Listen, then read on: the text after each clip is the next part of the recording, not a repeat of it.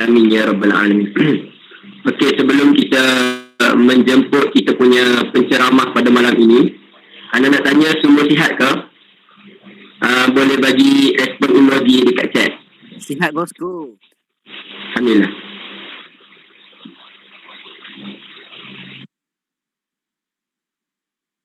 Alhamdulillah semua sihat nampaknya. Okey, pada musim-musim COVID ni, Ana harap semua dapat menjaga kesihatan lah. Dan kita mestilah mematuhi apa sahaja yang telah diperintahkan oleh kerajaan. Okey, tanpa kita membuang masa, memandangkan semua sibuk, Ana tak nak ambil masa banyak. Bismillah. Okay. Assalamualaikum warahmatullahi wabarakatuh. Waalaikumsalam warahmatullahi wabarakatuh. Itu Syekh. Dengar suara nak dengar kan? Dengar. Bagus lah. Apa ni yang sedang buat? Bukan Wafi. Siapa tadi? Aiman dari dulu memang. Saya memang bagus. Bagus. Okay, semua clear, suara clear kat lah. Okay, insyaAllah. Okay, baik. Alhamdulillah Rabbil Alamin. Wassalatu wassalamu ala asyrafil anbiya wal mursalin. Wa ala alihi wa sahbihi ajma'in. Qala rabbi shrah li sadri wa yassir li amri wahlul 'uqdatam min lisani yafqahu qawli. A'udzubillahi minasyaitonir rajim. Wa man ahsanu qawlan mimman da'a ila Allah wa 'amila shalihan wa qala innani minal muslimin. Dan tidak ada yang lebih baik perkataannya daripada orang yang menyeru kepada mengesahkan dan mematuhi perintah Allah, serta ia sendiri yang mengerjakan amal yang soleh sambil berkata, ya aku adalah dari orang-orang Islam yang berserah berbelak kepada Allah. Okey, itu surah Al-Fusilat ayat 33 insyaAllah. Okey, baik. Yang anda hormati pengurusi ataupun pengurusi Wa'ali M10, Saudara Haziq Abdul Aziz Wisata, dan di dalam pengurusi 1 Saudara Syahirah, dan dalam pengurusi 2 Saudara Zul, rekan-rekan M10, seterusnya Nuqabak sekalian. Okay, Alhamdulillah pada malam ni dah diberi peluang untuk sama-sama mengadakan likod Nuqabak. Likod Nuqabak yang keberapa ni, siapa tahu? 2. Okey. Bagus Aiman Mutakin, dia seorang ahli aktif. Yang tu bosku je bukan saya, bosku. Bosku lah. Seorang lebih kurang lah. Astagfirullahaladzim. Ya, tak maaf. Ni kita tak cik tadi bosku je buat bosku LPU. Okey, tak apa.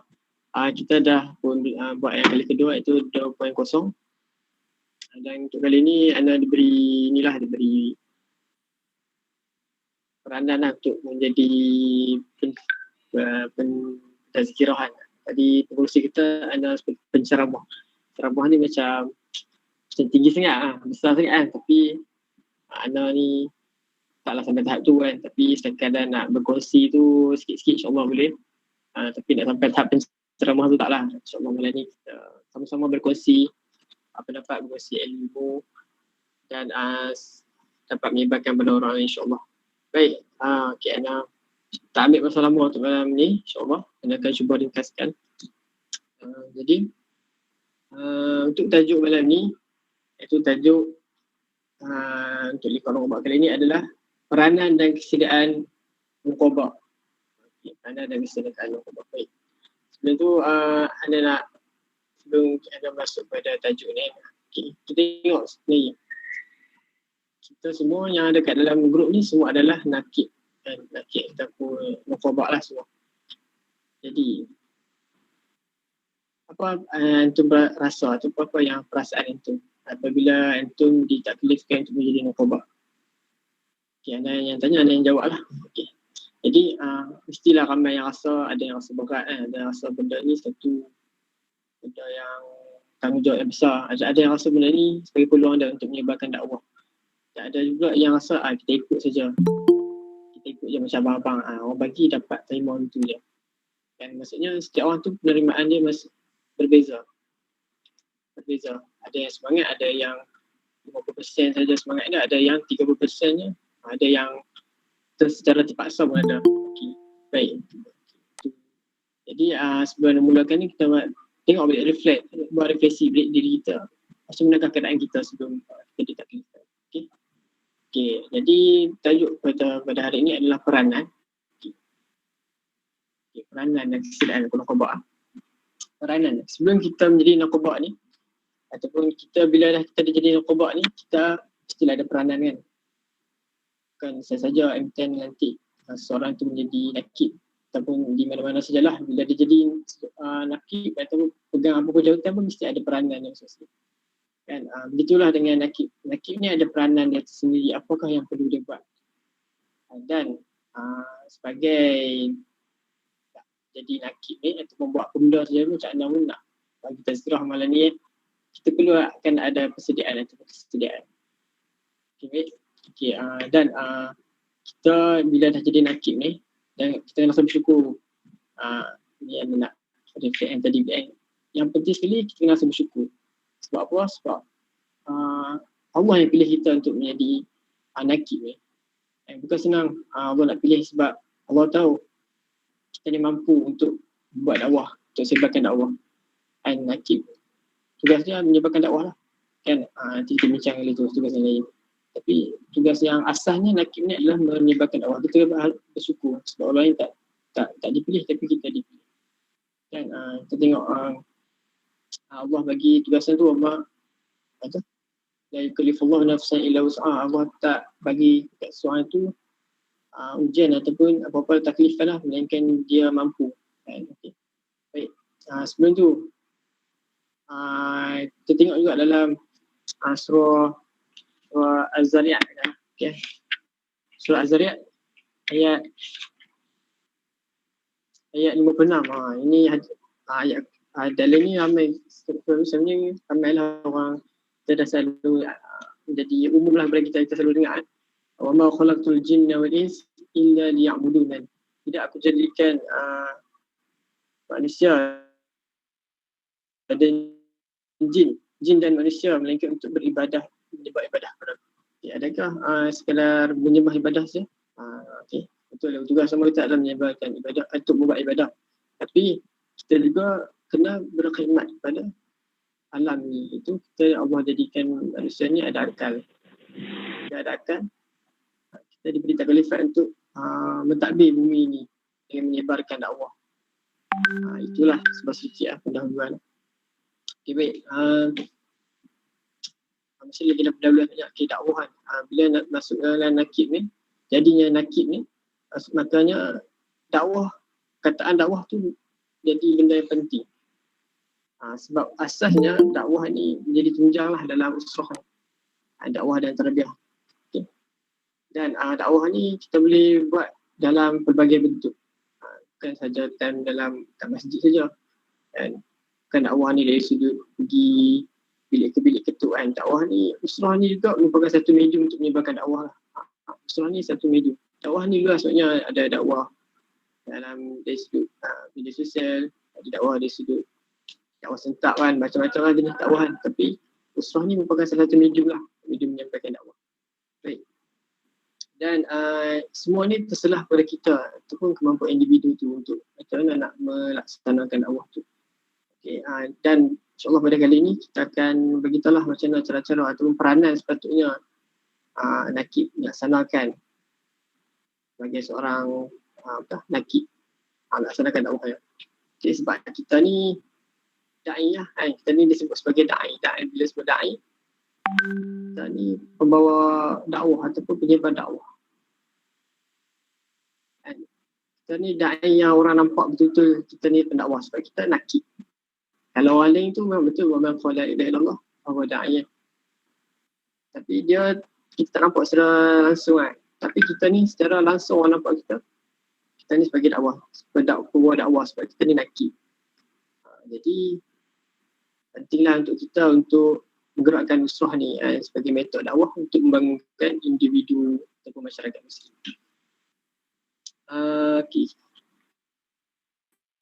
Okay, dalam surah An-Nahl ayat 125, A'udzubillahi minasyaitonir rajim.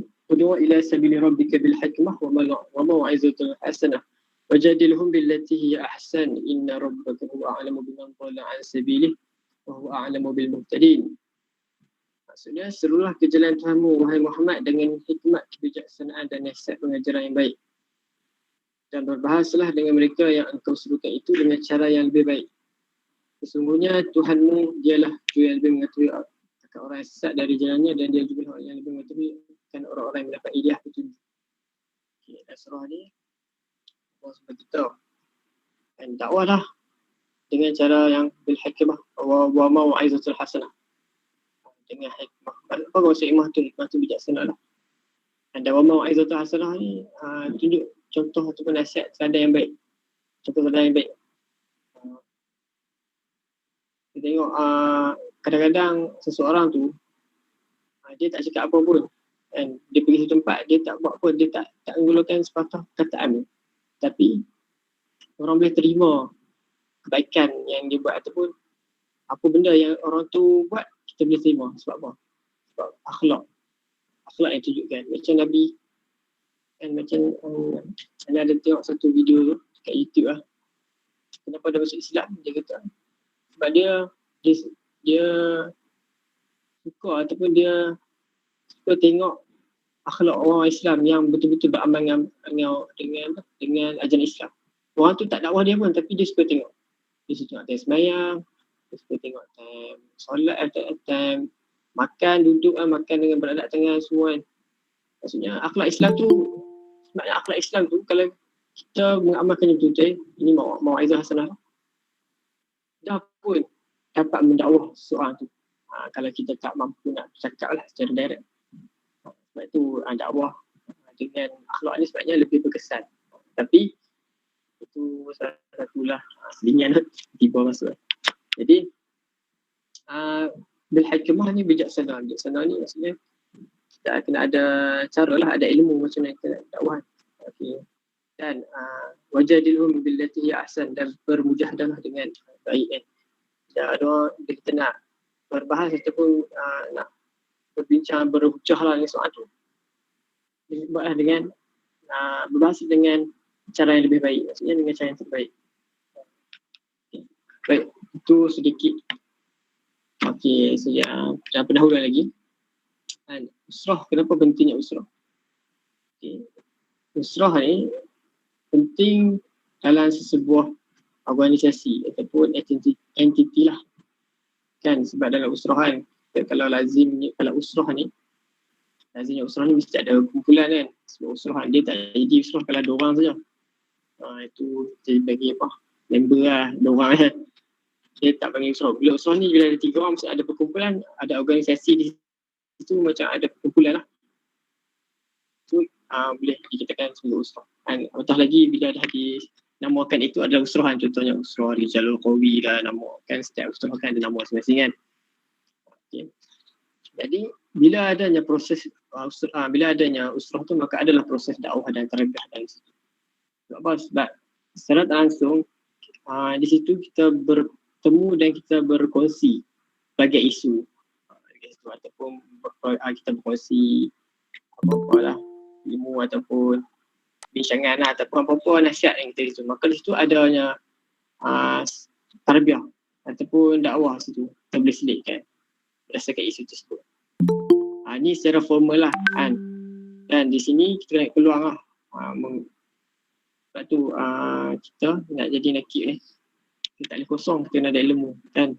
Sebab apa-apa pun kita kena nak mantapkan fikrah soal tu, ataupun kita nak menjaga ukhuwah tu, kita kena ada ilmu.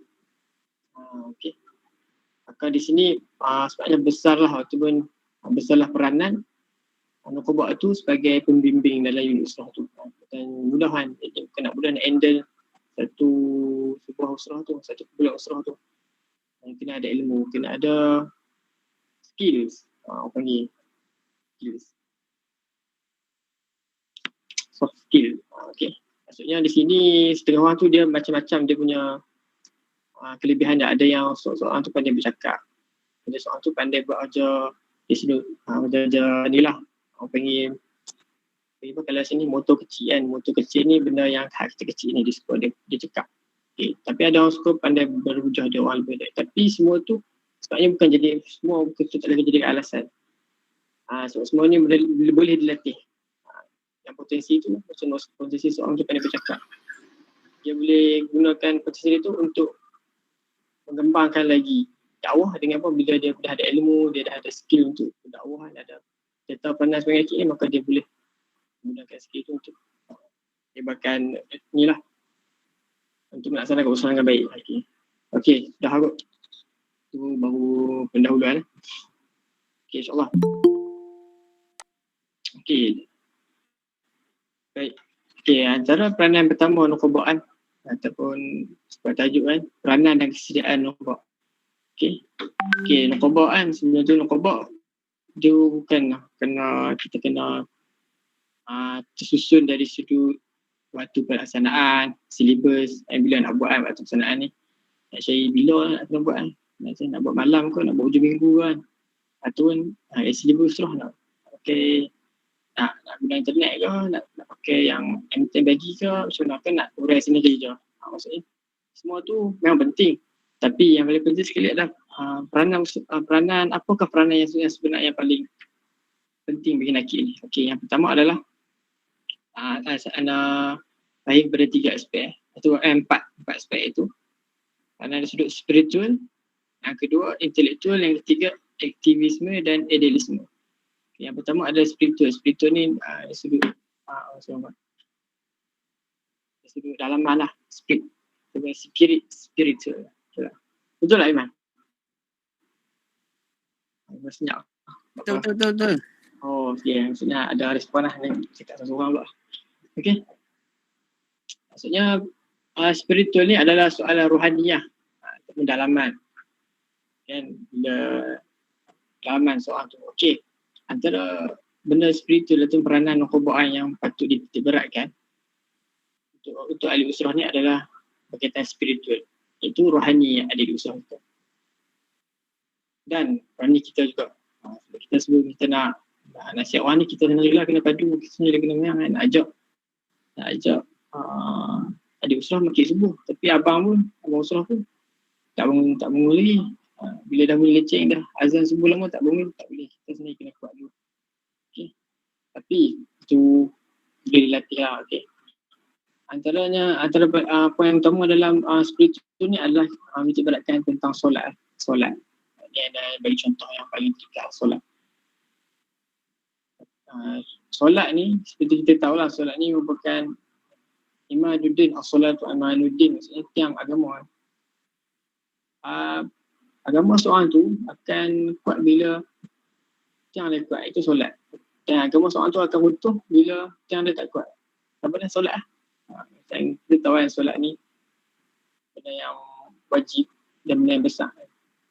Kalau kita kat dalam kubur dia kena siksa dulu, kalau tak lepas solat semua habis lah kan.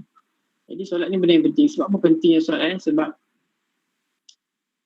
solat ni seperti kita tahu dia antara hubungan dia dengan Allah kan. Bagaimana? Ni ada ingat. Maksudnya dia direct tu dengan Allah. Kita kalau buat ibadat kan, macam kita sedekah ke apapun bayar zakat kan, kita lebih kepada kita ada peranti macam bayar zakat, kita jumpa ke amil kan. Maksudnya ada dengan. Tapi bila solat ni terus dengan Allah tau.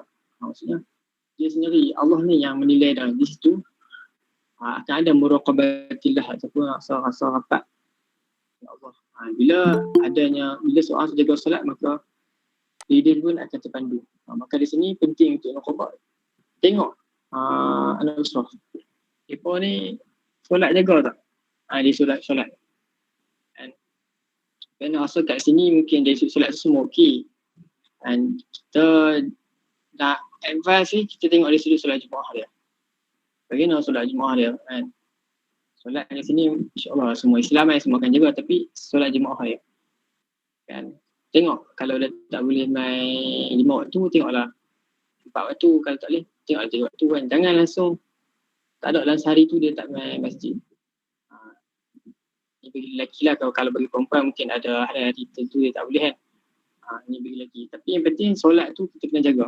Sebab solat ni merupakan Imaduddin dan tiang agama. Yang kedua kita tengok pula dari sudut rohani ni adalah dari contohnya Al-Quran dia. Bagaimana dia hubungan dia dengan Al-Quran. Kan sejauh mana keterikatan dia tu dengan Al-Quran. Adakah dia selalu baca Quran? Kan?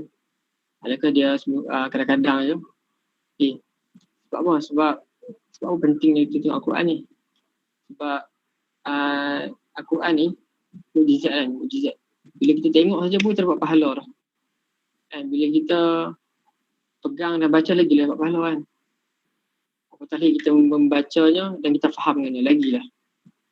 Begitu juga dengan siapa, begitu juga macam kita. Bila seorang tu pegang Al-Quran tu, insyaAllah hidup dia akan terpandu juga. Dan kita bila kita tengok dia dah okey, dia sudah baca semua, kita cuba tanya dia sudut kefahaman ataupun penghayatan terhadap Al-Quran tersebut. Mungkin sebelum ni dia hanya baca Quran je. Kita upgrade lah, tolong baca sekali dengan terjemah boleh faham. Bila dia baca sekali terjemah, kita upgrade, cuba baca tafsir pula, apakah tafsir ayat yang kata macam urai. Jadi akan berlaku di situ pertambahan ilmu, perkembangan ilmu. Okay. Itu dari sudut spiritual lah, dari sudut dalaman. Sebab apa penting dalaman ni kena anda tahfiz. Dalaman ni lah yang akan menzahirkan luaran. Zahirkan tu dah luaran. Maksudnya bila dalaman kuat, luaran pun akan kuat. InsyaAllah. InsyaAllah.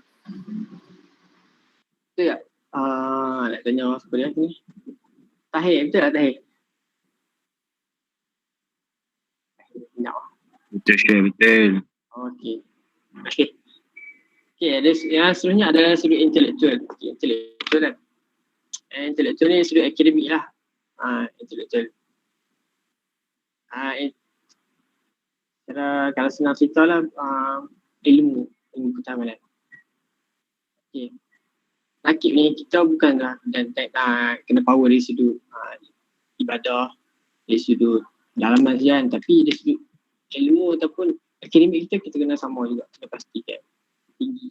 Janganlah sembahyang subuh setiap hari ataupun 5 waktu jaga tapi main nak buat KKP. Malah tengok buat KKP pun last minute. Ataupun kopi hak sini punya. Tu tak boleh lah. Maksudnya kita kena sama tinggi. Bila dah dari sudut amal fardi ni dah tinggi, yang akademik pun kena tinggi lah. Kena seragam kan. Sebab apa pentingnya intelektual ni, penambahan ilmu ni? Sebab ilmu lah tunjang segalanya kan. Allah pun kata, Allah pun suka orang yang berilmu.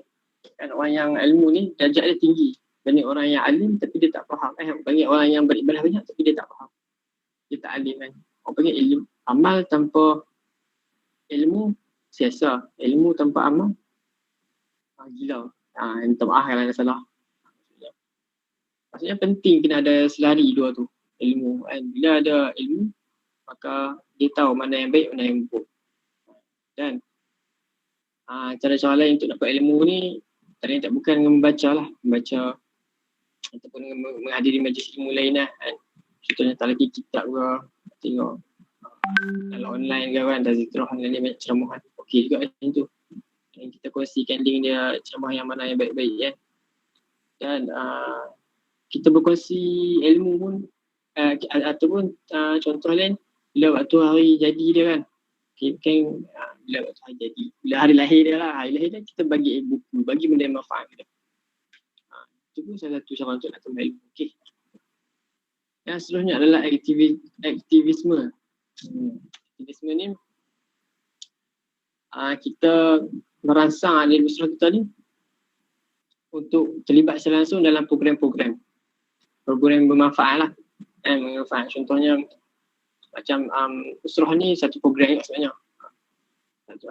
Ataupun program tazkirah maghrib, ataupun program bengkel lah kan.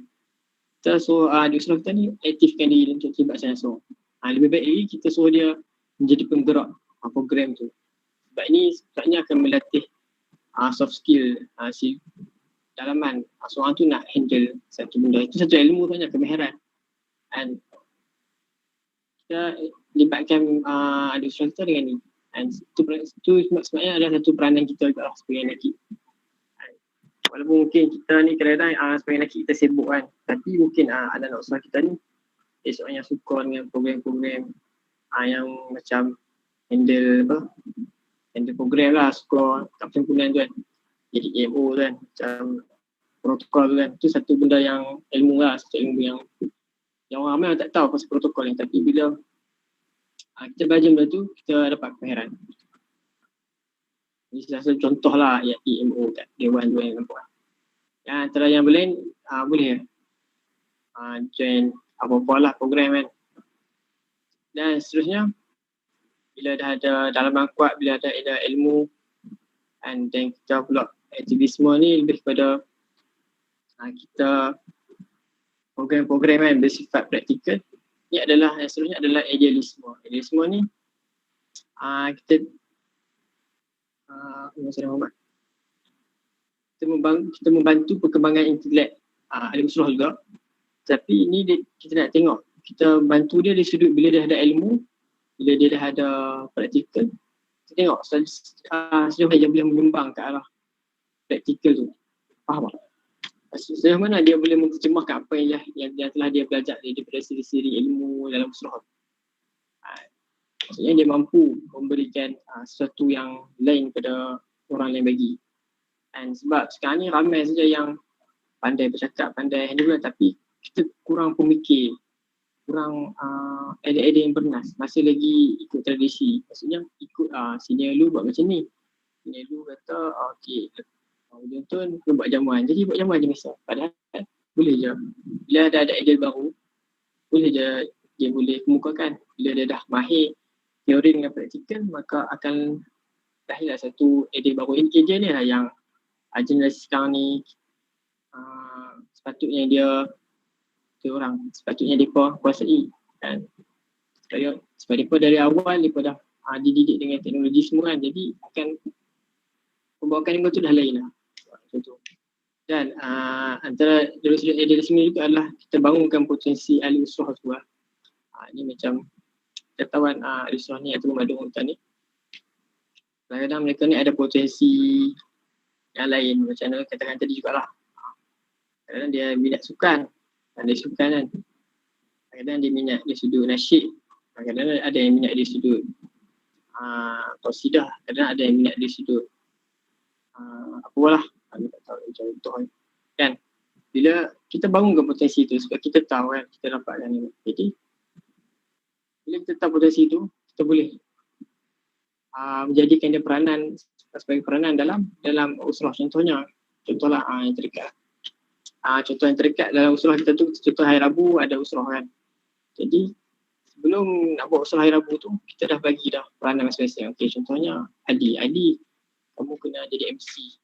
Sebab kamu nampak kamu ni macam ada pandai lah bercakap untuk jadi MC. Okey, untuk usulah nanti kamu jadi MC.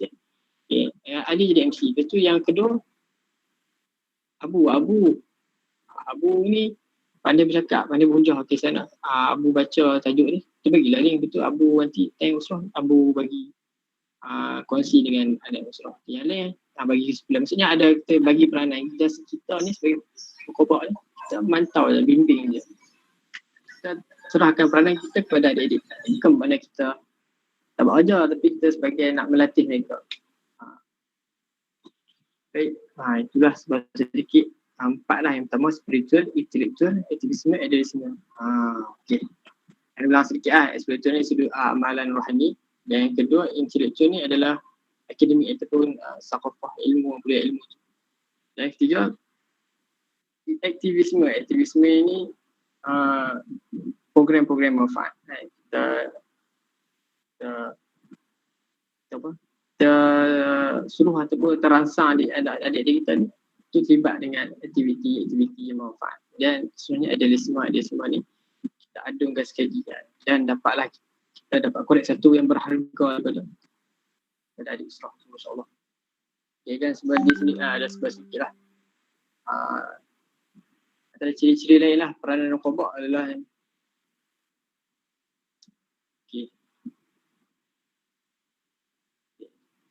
antara ciri-ciri lain adalah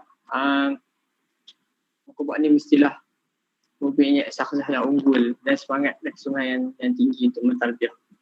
Kita ni kena ada semangat. Jangan load jangan buat load yang bagi. Kita kena semangat. Kita kena ada kesungguhan nak mentarbiyah. Itu ciri-ciri seorang nakib. Ini anda keluarkan tajuk sikit lah.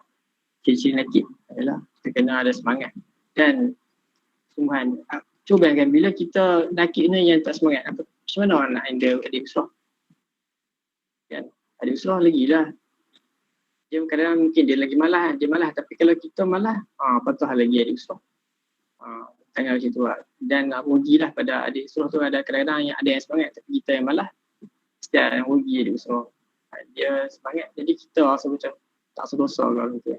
Yang kedua adalah kita ni mesti ada jadi ciri kedua adalah ciri sebagai seorang guru ataupun bersiapkan ilmu di sudut apa-apa. Kita kena ilmu. Sampai itu kita kena ada ilmu.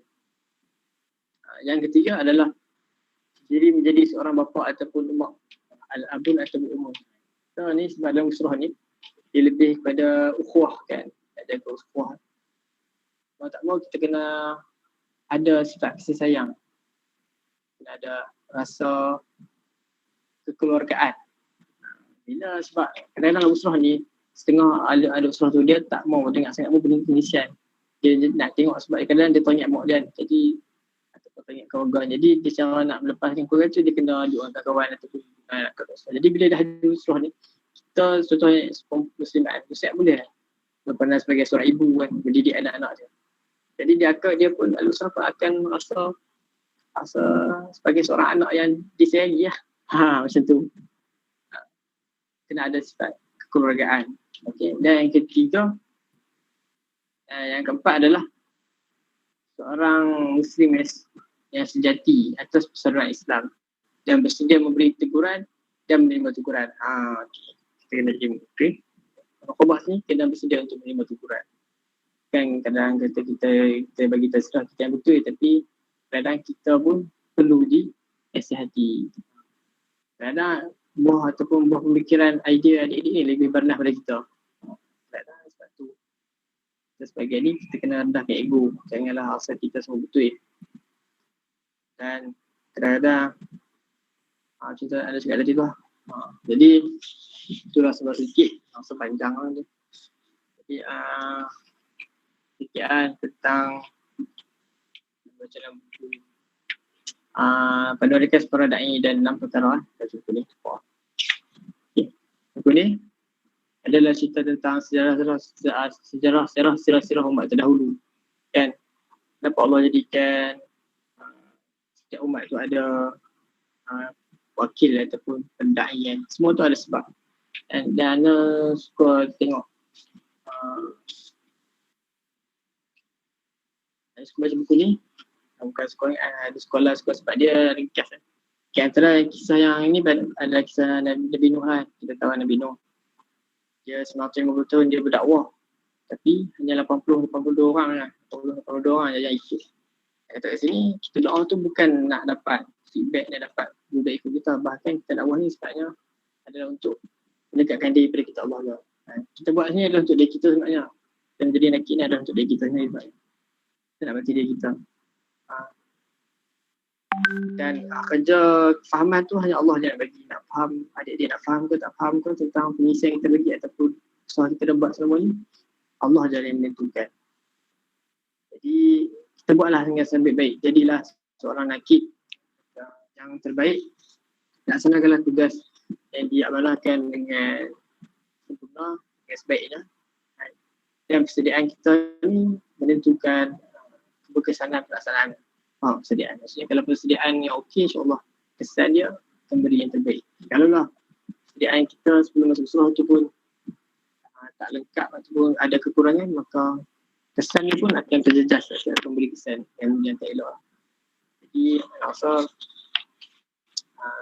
cakap tu dulu. Jadi berdoa dengan firman Allah dalam surah Al-Imran ayat 10. Sebelum syaitanir rajim, kuntum khairu ummah ukhrijat linnas ta'muruna bil ma'ruf wa tanhauna 'anil munkar wa tu'minuna billah. Kamu adalah sebaik-baik umat yang dikeluarkan untuk manusia, maka kamu mengajak kepada ma'ruf dan mencegah munkar dan kamu beribadah kepada Allah. Jadi kita ni sebagai umat kita buatlah amal ma'ruf nahi munkar. Jadi itu saja kot. Dan dekat habis 10 kan. Masa itu je. Jadi apa yang saya yang silap tu, kekurangan tu daripada diri anda sendiri. Yang baik itu daripada Allah Ta'ala. Jadi segala kekurangan ataupun ada yang nak tegur boleh lapik kan. Dan kita sebar-sebarkanlah pada rakan-rakan yang lain. Jadi wabillahi taufiq wal hidayah. Assalamualaikum warahmatullahi wabarakatuh. Pada pengurusi majlis. Alhamdulillah. Terima kasih diucapkan kepada Al-Fadilatul Syekh Ustaz Arif Hidayat atas perkongsian yang sangat baik. Okey, betul lah. Ana nak simpulkan sedikit je lah. Yang mana kita ni sebagai nuqabah perlulah bersedia. Bersedialah kita mencari sesuatu ataupun membina kita punya peribadi dari segi semualah ilmu, sikap kita dan sebagainya untuk persediaan kita ni sebab kita nak ajak orang lain. Kita nak menjalankan tugas para Nabi iaitu menjalankan menyampaikan dakwah. Jadi nak tak nak kita kena bersedia. Bersedialah. Yang mana kita kena sedarlah. Walaupun kita macam kena bersedia tu, kita kena belajar lagi ilmu apa semua tu. Semua itu akan terbalas insya-Allah. Di mana kita menyampaikan kebaikan kepada orang lain, insya-Allah Allah akan balas dengan ganjaran lebih besar. Okey, ana tak nak ambil masa yang panjang. Kita yang mana terlepas apa yang disampaikan oleh Ustaz Arif Hidayat, boleh tengok dekat chat. Boleh SS, takut hilang. Okey, ana rasa ana nak ucapkan daripada pihak Enten ingin mengucapkan kepada Muqabah sekalian, terima kasih dah dapat join di COP yang kedua pada kali ini. Alhamdulillah. Semoga perkongsian yang disampaikan oleh daripada pihak kami dapat diterapkan dalam usrah dan pada diri anda semua serta terus bersemangat untuk menjalankan kerja dakwah ini. Okey, ana rasa cakap itu saja. Wabillahi taufiq wal hidayah. Wassalamualaikum warahmatullahi wabarakatuh. Kita tutup majlis kita dengan tasbih kafarah dan suratul Asr. Apa yang nak baca boleh live. Alhamdulillah. Jazakumullah khairan semua.